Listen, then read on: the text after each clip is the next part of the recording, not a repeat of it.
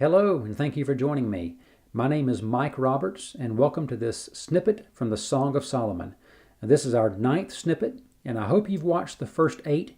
If you haven't, I want to encourage you to go back and watch those first. I believe all these can stand alone, but they also build on each other, and I believe to get the full message that Jesus wants to communicate to us through this book, it's important that we let each one of these build on the previous one. So today I want to pick up right where we left off when we finish snippet number 8, and pick up with Solomon speaking now. So far as we've studied this first chapter, verses 1 through 7, it's primarily been the Shulamite maid doing the talking. Now, as we know, she represents you and me, and Solomon represents Jesus.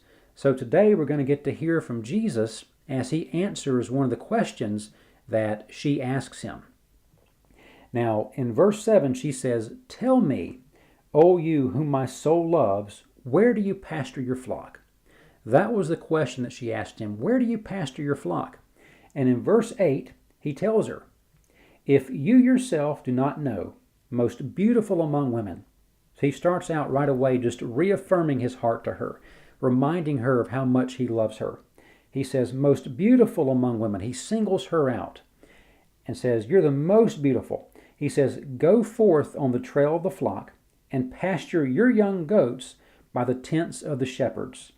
To me, my darling, you are like my mare among the chariots of Pharaoh. Your cheeks are lovely with ornaments, your neck with strings of beads." So we discussed before how she had come to realize that she had been alone with him in his chambers, which was a wonderful place, but now he was calling her to experience him with his people. So she asks him, "Where do you pasture your flocks?" And we know from Psalm chapter 100, verse 3, that we, the people of God, we are the sheep of his pasture.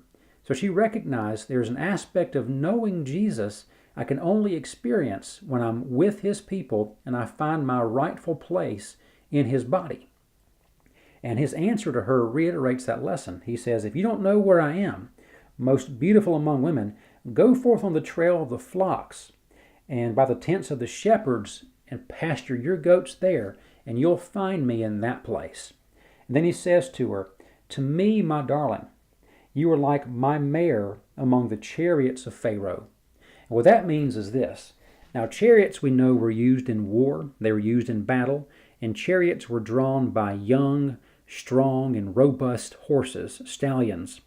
And so what they would do when it was time to send the chariots off to battle, before the chariots were hooked up to the stallions, they would have the young horses, the strong, robust horses, in their stalls, and they would bring a beautiful mare, which is a female horse. They'd bring a beautiful mare, have her walk through the stables, and just the sight of her would excite and it would encourage those stallions, that they would become courageous and brave and excited, and they would charge off into battle with a passion that they would not have had otherwise. And so he says to her, he goes, "You, my darling, are like my mare among the chariots of Pharaoh."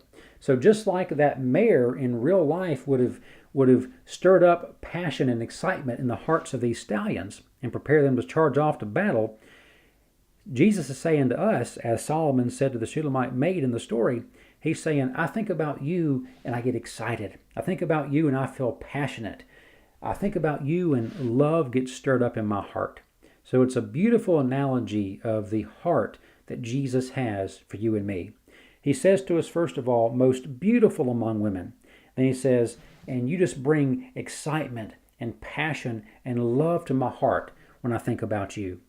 And as we study these verses and as we continue our snippets in the future, we're going to see that the bride, she's back and forth. She has good days, she has bad days. She has ups, she has downs. She's not very consistent sometimes.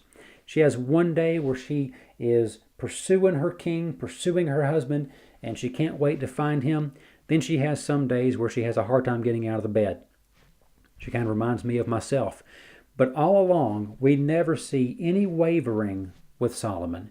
We never see his heart faltering. We never see his love for her decreasing.